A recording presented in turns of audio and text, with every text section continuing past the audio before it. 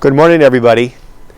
After Japan attacked us at Pearl Harbor, we had to respond, but we also had an eye on Europe because Germany was fighting England.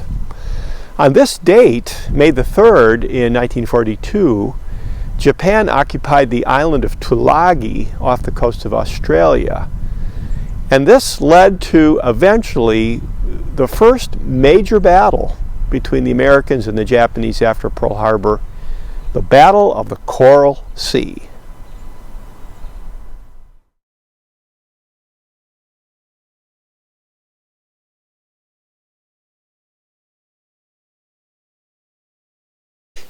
This is the USS North Carolina, built in 1940, and it stands for the American battleship.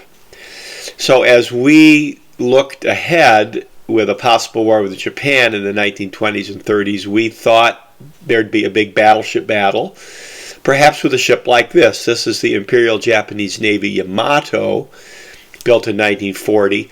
So both the Americans and the Japanese envisioned a big battleship battle in the middle of the Pacific. But what about the aircraft carrier? This is the Yorktown, built in 1936. All the navies of the world had battleships, but they weren't sure what the role of the aircraft carrier would be, and World War II is really going to clarify that. So here's the attack at Pearl Harbor, but the Japanese used aircraft carriers to destroy battleships. Our aircraft carriers were not at Pearl Harbor on the day of the attack. Well, soon after Pearl Harbor, Japan attacked the Philippines, where we had an army base. General MacArthur was the head of the army there. And you can see in this map that the Japanese were successful in attacking what is now Indonesia and other parts of Southeast Asia. And 4 days after Pearl Harbor, Germany declared war on the United States. So we're now at war with Japan and Germany. So we had a two-ocean war to fight. On Christmas Day in 1941, Hong Kong surrendered to Japan.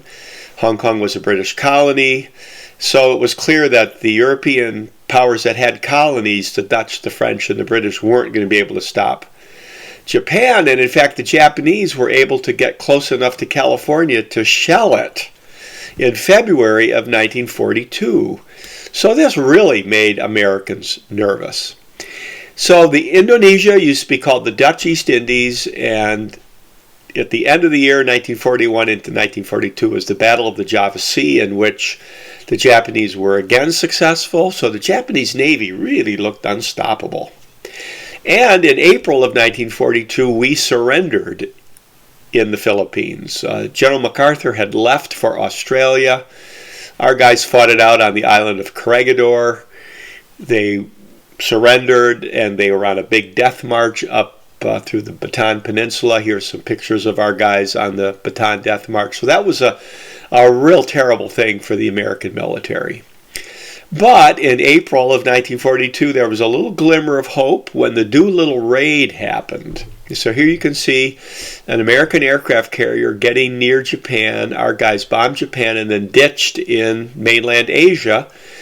And here's a photograph of a land-based bomber taking off from an aircraft carrier, which wasn't supposed to work, but it did. So that was a big morale booster for the Americans. So I've circled Tulagi. This is near where Guadalcanal is. Some of you know about that battle. But Tulagi is near New Guinea.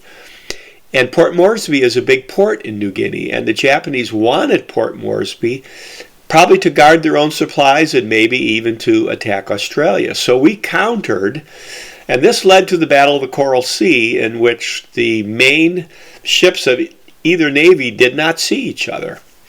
And it's considered a victory for the United States because it really destroyed a lot of Japanese material and personnel, but we did lose an aircraft carrier. Here's the Lexington.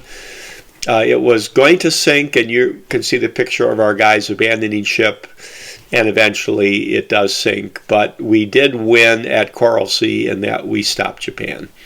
So here's a map of a lot of the fighting in the Pacific. This was a long and arduous task, but one of the first big wins for the Americans came at Coral Sea right off the coast of Australia.